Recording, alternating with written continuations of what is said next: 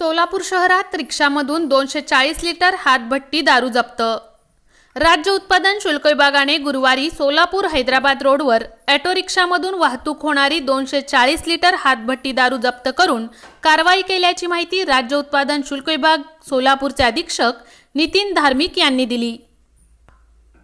राज्य उत्पादन शुल्क विभागाच्या पथकाने आज गुरुवारी दुपारच्या सुमारास सोलापूर हैदराबाद रोडवरील मुळेगाव तांडा परिसरात एका ऑटो रिक्षामधून हातभट्टी दारूची वाहतूक होताना गुन्हा नोंदविलेला आहे। ही कारवाई प्रभारी निरीक्षक सुखदेव सिंह यांच्या पथकाने केली। या कारवाईत ओंकार रवींद्र निकम हा इसम बजाज ऑटो रिक्षामधून 3 रबरी ट्यूबमध्ये हातभट्टी दारूची वाहतूक करताना आढळून आल्याने त्याच्या विरुद्ध महाराष्ट्र दारूबंदी कायद्याच्या अन्वये गुन्हा दाखल करण्यात आलेला आहे।